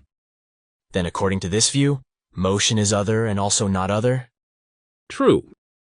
What is the next step? Shall we say that motion is other than the three and not other than the fourth? For we agreed that there are 5 classes about and in the sphere of which we propose to make inquiry. Surely we cannot admit that the number is less than it appeared to be just now. Then we may without fear contend that motion is other than being? Without the least fear. The plain result is that motion, since it partakes of being, really is and also is not. Nothing can be plainer. Then not being necessarily exists in the case of motion and of every class, for the nature of the other entering into them all makes each of them other than being and so non-existent. And therefore of all of them, in like manner, we may truly say that they are not. And again, inasmuch as they partake of being, that they are and are existent. So we may assume. Every class then has plurality of being and infinity of not being. So we must infer. And being itself may be said to be other than the other kinds. Certainly. Then we may infer that being is not, in respect of as many other things as there are. For not being these it is itself one, and is not the other things, which are infinite in number. That is not far from the truth. And we must not quarrel with this result, since it is of the nature of classes to have communion with one another, and if anyone denies our present statement, that is, that being is not, etc., let him first argue with our former conclusion, for example, respecting the communion of ideas, and then he may proceed to argue with what follows. Nothing can be fairer. Let me ask you to consider a further question. What question? When we speak of not being, we speak, I suppose, not of something opposed to being, but only different. What do you mean? When we speak of something as not great, does the expression seem to you to imply what is little any more than what is equal? Certainly not. The negative particles you and me, when prefixed to words, do not imply opposition, but only difference from the words, or more correctly from the things represented by the words, which follow them. Quite true. There is another point to be considered, if you do not object. What is it? The nature of the other appears to me to be divided into fractions like knowledge. How so? Knowledge, like the other, is one, and yet the various parts of knowledge have each of them their own particular name, and hence there are many arts and kinds of knowledge. Quite true. And is not the case the same with the parts of the other, which is also one? Very likely, but will you tell me how? There is some part of the other which is opposed to the beautiful. There is. Shall we say that this has or has not a name? It has, for whatever we call not beautiful is other than the beautiful, not than something else. And now tell me another thing. What? Is the not beautiful anything but this? An existence parted off from a certain kind of existence? And again from another point of view, opposed to an existing something? True. Then the not beautiful turns out to be the opposition of being to being? Very true. But upon this view, is the beautiful a more real and the not beautiful a less real existence? Not at all. And the not great may be said to exist equally with the great? Yes. And in the same way, the just must be placed in the same category with the not just. The one cannot be said to have any more existence than the other. True. The same may be said of other things. Seeing that the nature of the other has a real existence, the parts of this nature must equally be supposed to exist. Of course. Then, as would appear, the opposition of a part of the other, and of a part of being to one another, is, if I may venture to say so, as truly essence as being itself, and implies not the opposite of being, but only what is other than being. Beyond question. What then shall we call it? Clearly not being. And this is the very nature for which the Sophist compelled us to search. And has not this, as you were saying, as real an existence as any other class? May I not say with confidence that not being has an assured existence, and a nature of its own? Just as the great was found to be great, and the beautiful beautiful, and the not great, and the not beautiful, in the same manner not being has been found to be, and is not being, and is to be reckoned one among the many classes of being.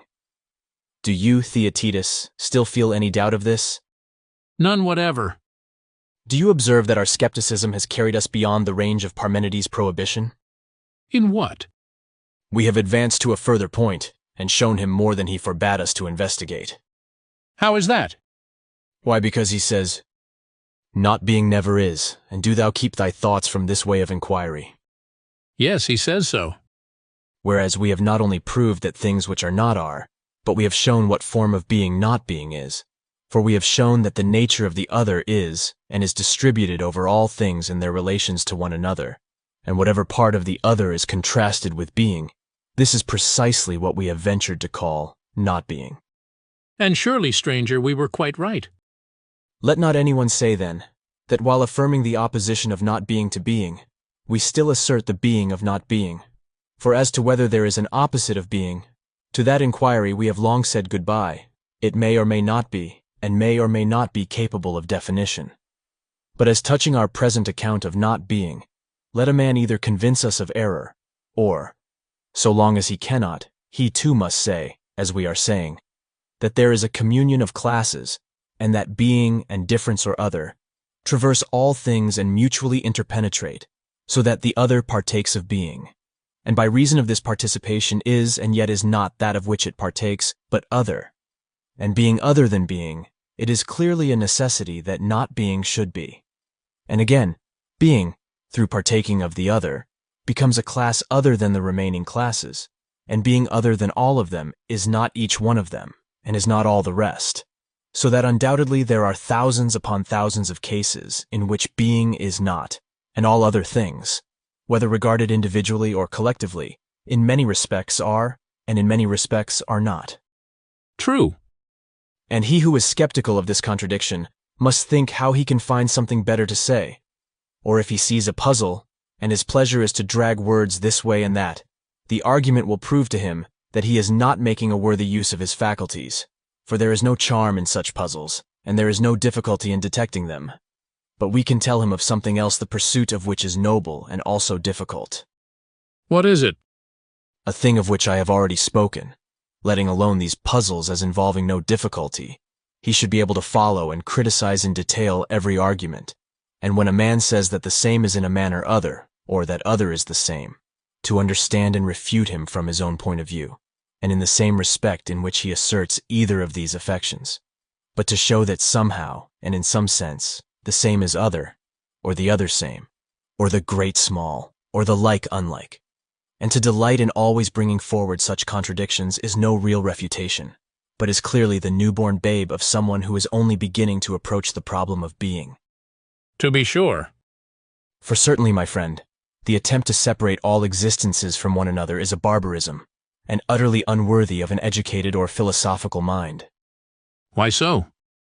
The attempt at universal separation is the final annihilation of all reasoning, for only by the union of conceptions with one another do we attain to discourse of reason. True. And observe that we were only just in time in making a resistance to such separatists, and compelling them to admit that one thing mingles with another. Why so?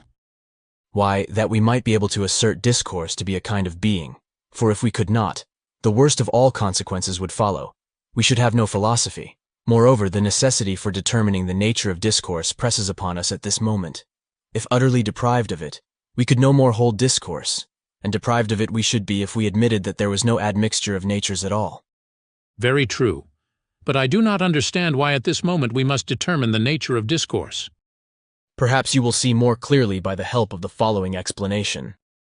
What explanation?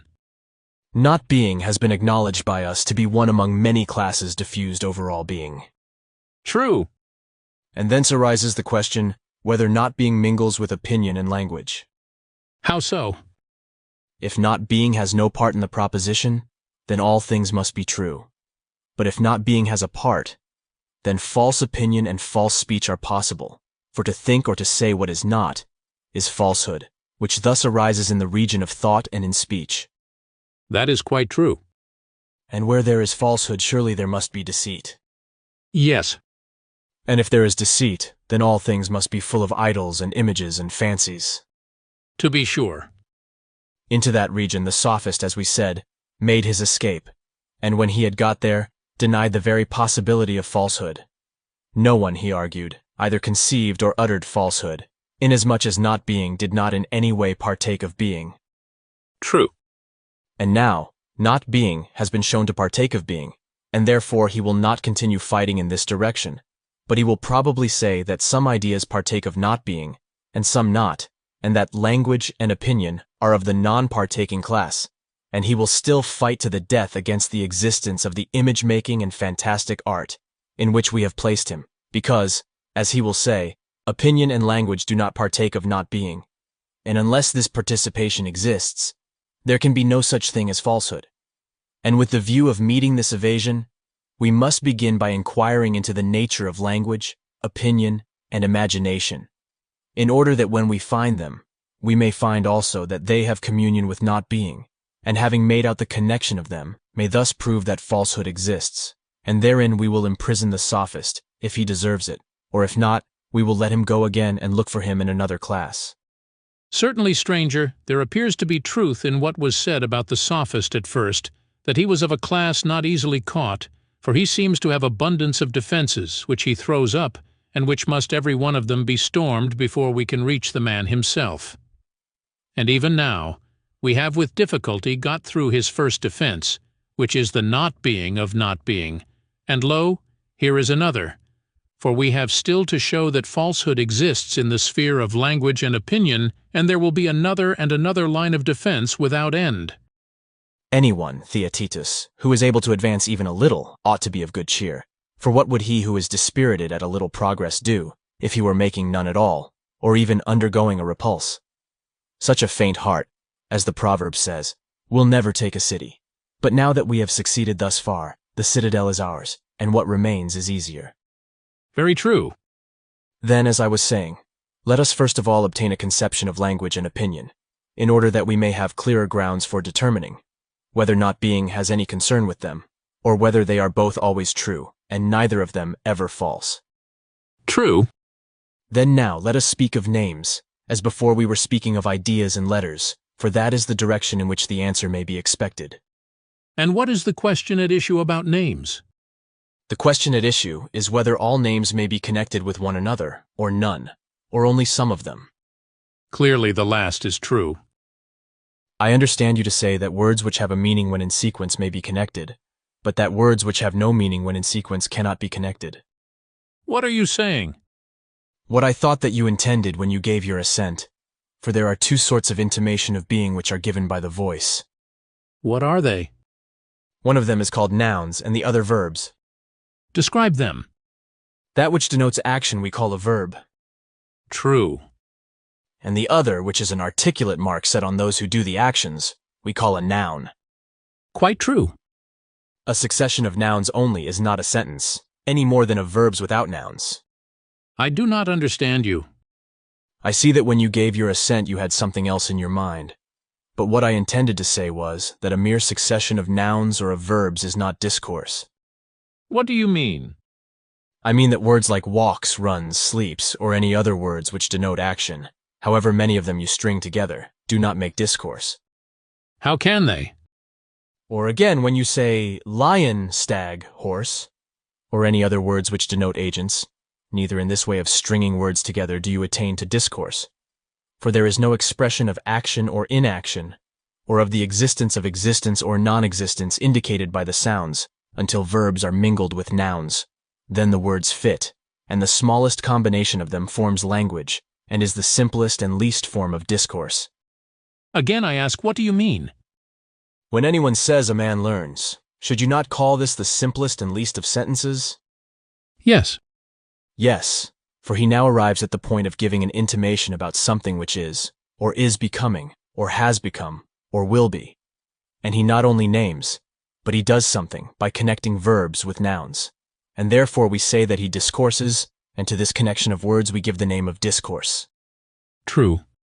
And as there are some things which fit one another, and other things which do not fit, so there are some vocal signs which do, and others which do not, combine and form discourse.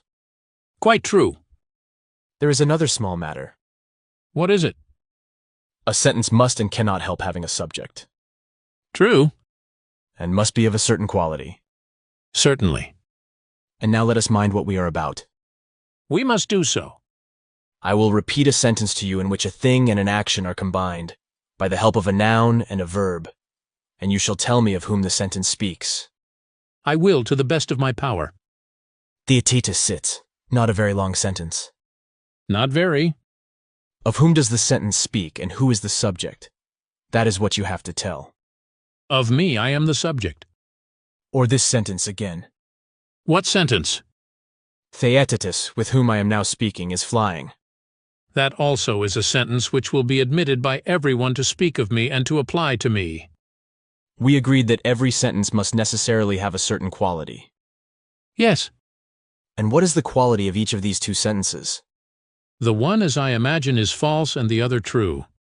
The true says what is true about you, Yes. and the false says what is other than true, Yes. and therefore speaks of things which are not as if they were, True. and say that things are real of you which are not.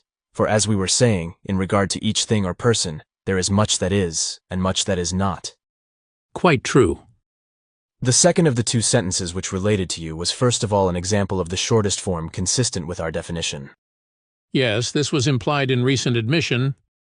And in the second place, it related to a subject, Yes. who must be you and can be nobody else. Unquestionably. And it would be no sentence at all if there were no subject, for as we proved, a sentence which has no subject is impossible. Quite true. When other, then, is asserted of you as the same, and not being as being, such a combination of nouns and verbs is really and truly false discourse. Most true. And therefore thought, opinion, and imagination are now proved to exist in our minds both as true and false. How so? You will know better if you first gain a knowledge of what they are, and in what they severally differ from one another. Give me the knowledge which you would wish me to gain.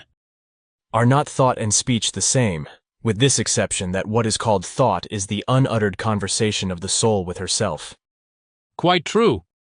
But the stream of thought which flows through the lips and is audible is called speech. True. And we know that there exists in speech What exists? affirmation. Yes, we know it. When the affirmation or denial takes place in silence and in the mind only, have you any other name by which to call it but opinion? There can be no other name. And when opinion is presented not simply but in some form of sense, would you not call it imagination? Certainly. And seeing that language is true and false, and that thought is the conversation of the soul with herself, and opinion is the end of thinking, and imagination or fantasy is the union of sense and opinion, the inference is that some of them, since they are akin to language, should have an element of falsehood as well as of truth. Certainly. Do you perceive, then, that false opinion and speech have been discovered sooner than we expected? For just now we seem to be undertaking a task which would never be accomplished. I perceive. Then let us not be discouraged about the future. But now having made this discovery, let us go back to our previous classification. What classification? We divided image-making into two sorts, the one likeness-making, the other imaginative or fantastic. True. And we said that we were uncertain in which we should place the sophist. We did say so. And our heads began to go round more and more when it was asserted that there is no such thing as an image or idol or appearance, because in no manner or time or place can there ever be such a thing as falsehood. True. And now, since there has been shown to be false speech and false opinion, there may be imitations of real existences, and out of this condition of the mind, an art of deception may arise. Quite possible. And we have already admitted in what preceded that the sophist was lurking in one of the divisions of the likeness-making art? Yes. Let us, then, renew the attempt, and in dividing any class, always take the part to the right, holding fast to that which holds the sophist, until we have stripped him of all his common properties, and reached his difference or peculiar. Then we may exhibit him in his true nature, first to ourselves and then to kindred dialectical spirits. Very good. You may remember that all art was originally divided by us into creative and acquisitive. Yes. And the sophist was flitting before us in the acquisitive class, in the subdivisions of hunting, contests, merchandise, and the like. Very true. But now that the imitative art has enclosed him, it is clear that we must begin by dividing the art of creation. For imitation is a kind of creation, of images, however, as we affirm, and not of real things. Quite true. In the first place, there are two kinds of creation. What are they? One of them is human and the other divine. I do not follow. Every power, as you may remember our saying originally, which causes things to exist, not previously existing, was defined by us as creative. I remember.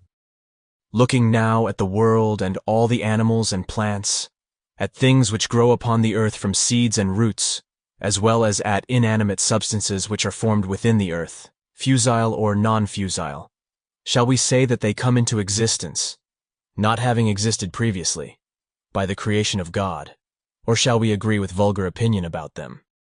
What is it? The opinion that nature brings them into being from some spontaneous and unintelligent cause, or shall we say that they are created by a divine reason and a knowledge which comes from God? I dare say that, owing to my youth, I may often waver in my view. But now when I look at you and see that you incline to refer them to God, I defer to your authority. Nobly said, Theoretitus, and if I thought that you were one of those who would hereafter change your mind, I would have gently argued with you and forced you to assent. But as I perceive that you will come of yourself and without any argument of mine, to that belief which, as you say, attracts you, I will not forestall the work of time. Let me suppose, then, that things which are said to be made by nature are the work of divine art, and that things which are made by man out of these are works of human art, and so there are two kinds of making and production, the one human and the other divine. True. Then, now, subdivide each of the two sections which we have already. How do you mean? I mean to say that you should make a vertical division of production or invention, as you have already made a lateral one. I have done so. Then now, there are in all four parts or segments. Two of them have reference to us and are human, and two of them have reference to the gods and are divine. True. And again, in the division which was supposed to be made in the other way, one part in each subdivision is the making of the things themselves, but the two remaining parts may be called the making of likenesses, and so the productive art is again divided into two parts. Tell me the divisions once more. I suppose that we, and the other animals, and the elements out of which things are made, fire, water, and the like, are known by us to be each and all the creation and work of God. True. And there are images of them, which are not them, but which correspond to them, and these are also the creation of a wonderful skill. What are they? The appearances which spring up of themselves in sleep or by day, such as a shadow when darkness arises in a fire, or the reflection which is produced when the light in bright and smooth objects meets on their surface with an external light, and creates a perception the opposite of our ordinary sight. Yes, and the images as well as the creation are equally the work of a divine hand. And what shall we say of human art? Do we not make one house by the art of building, and another by the art of drawing, which is a sort of dream created by man for those who are awake? Quite true. And other products of human creation are also twofold and go in pairs. There is the thing, with which the art of making the thing is concerned, and the image, with which imitation is concerned. Now I begin to understand, and am ready to acknowledge that there are two kinds of production, and each of them twofold. In the lateral division there is both a divine and a human production. In the vertical there are realities and a creation of a kind of similitudes. And let us not forget that of the imitative class, the one part was to have been likeness-making, and the other fantastic, if it could be shown that falsehood is a reality and belongs to the class of real being. Yes. And this appeared to be the case, and therefore now, without hesitation, we shall number the different kinds as two. True. Then now, let us again divide the fantastic art. Where shall we make the division? There is one kind which is produced by an instrument, and another in which the creator of the appearance is himself the instrument. What do you mean? When anyone makes himself appear like another in his figure or his voice, imitation is the name for this part of the fantastic art. Yes. Let this then be named the art of mimicry, and this the province assigned to it. As for the other division, we are weary and will give that up, leaving to someone else the duty of making the class and giving it a suitable name. Let us do as you say, assign a sphere to the one and leave the other. There is a further distinction, Theaetetus, which is worthy of our consideration, and for a reason which I will tell you. Let me hear. There are some who imitate, knowing what they imitate, and some who do not know. And what line of distinction can there possibly be greater than that which divides ignorance from knowledge? There can be no greater. Was not the sort of imitation of which we spoke just now the imitation of those who know? For he who would imitate you would surely know you and your figure. Naturally. And what would you say of the figure or form of justice or of virtue in general? Are we not well aware that many, having no knowledge of either but only a sort of opinion, do their best to show that this opinion is really entertained by them, by expressing it as far as they can in word and deed? Yes, that is very common. And do they always fail in their attempt to be thought just when they are not? Or is not the very opposite true? The very opposite. Such a one, then, should be described as an imitator, to be distinguished from the other, as he who is ignorant is distinguished from him who knows. True.